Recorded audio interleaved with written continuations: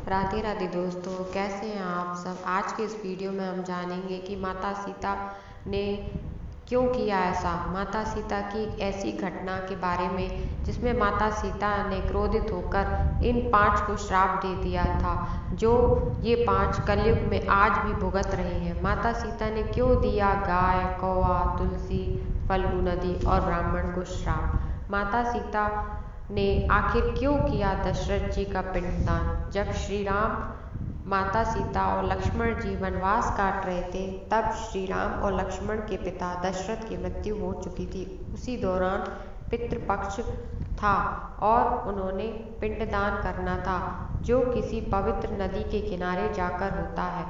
इसलिए ये तीनों गया की फल्गु नदी के तट पर पहुँचे। जब श्री राम, सीता और लक्ष्मण गया की फल्गु नदी के तट पर पहुँचे, तब श्री राम ने पंडित जी से पूछा कि पूजा की सामग्री क्या है। तब श्री राम ने लक्ष्मण जी को पास के गांव में पूजा की सामग्री लाने को भेजा। इसके बाद जब काफ़ी देर बाद वे नहीं लौटे, तो प्रभु श्री राम स्वयं जाकर लक्ष्मण जी की खोज खबर करने लगे। वहीं दूसरी ओर पंडित जी उन्हें बार बार शुभ मुहूर्त के निकल जाने के बारे में बता रहे थे। साथ ही उन्हें अपनी तैयारियां पूरी करने के लिए कह रहे थे। श्री राम तुरंत लक्ष्मण जी की खोज में निकल पड़े। साथ ही जैसे जैसे समय बीत रहा था, वैसे वैसे सीता जी की चिंता बढ़ रही थी। समय बीत रहा था, लेकिन श्री राम और लक्ष्मण लौट नहीं रहे थे। इस बार देवी सीता ने यह निर्णय लिया कि वे स्वयं ही जो सामग्री उनके पास उपलब्ध है, उससे पूजा करेंगी। तब माता सीता ने पंडित जी से कहा कि प्रभु श्री राम और लक्ष्मण को लौटने में देरी हो रही है, तो वे पूजा आरंभ करें। शायद वे तब तक वापस आ जाएंगे। अगर ऐसा नहीं हुआ तो वे स्वयं ही पूजा करेंगी।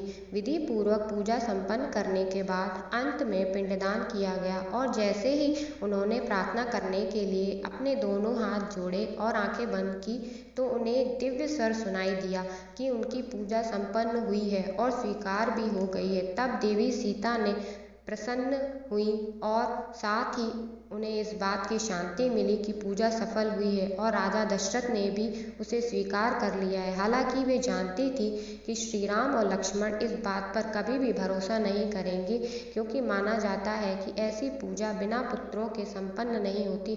तब माता सीता ने फल्गु नदी, पूजा में इस्तेमाल होने वाली गाय, वट वृक्ष, कौए, तुलसी के पौधे और ब्राह्मण को इस बात का साक्षी बनने को कहा। उन सभी ने उनकी आज्ञा का पालन किया। श्री राम को जब लाख बार समझाने के बाद भी उन्होंने माता सीता की बात नहीं मानी, तब माता सीता ने सभी साक्षियों से अनुरोध किया कि वे श्री राम को सच्चाई बताएं। किंतु श्री राम के क्रोध को देखकर किसी ने भी सत्य कहने की हिम्मत नहीं की। केवल वट वृक्ष ने ही श्री राम को सारी बात बताई। इस बात से देवी सीता बहुत दुखी हुई और क्रोधित होकर उन सभी को श्राप दे दिया।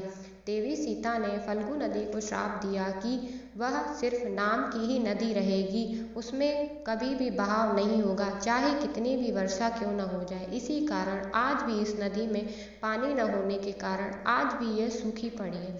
फिर सीता ने गाय को श्राप दिया कि उसके पूरे शरीर की पूजा कभी नहीं की जाएगी। हिंदू धर्म में गाय के केवल पिछले हिस्से को ही पूजनीय माना जाता है। साथ ही साथ यह भी श्राप दिया कि कलयुग में तुम्हारी पूजा तो अवश्य होगी, लेकिन तुम्हें लोगों की जूठन खानी पड़ेगी और यहाँ वहाँ भटकना पड़ेगा।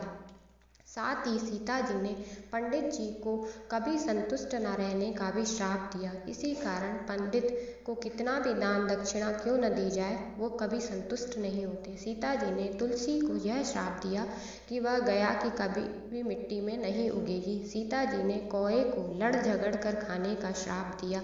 वट वृक्ष को सीता जी ने खुश होकर यह आशीर्वाद दिया कि पिंडदान में वट वृक्ष की उपस्थिति अनिवार्य होगी। साथ ही देवी वट वृक्ष को लंबी आयु और दूसरों को छाया प्रदान करने का भी वरदान दिया। साथ ही यह भी कहा कि पतिव्रता स्त्रियां इस वृक्ष की पूजा करके अपनी पति की लंबी आयु की कामना करेंगी। सीता माता द्वारा दिए गए श्राप आज भी गया जी में देखने को मिलते हैं। अगर आपको हमारी ये जानकारी अच्छी लगी हो तो प्लीज़ इस वीडियो को ज़्यादा से ज़्यादा शेयर करें, हमारे चैनल को सब्सक्राइब करें। धन्यवाद।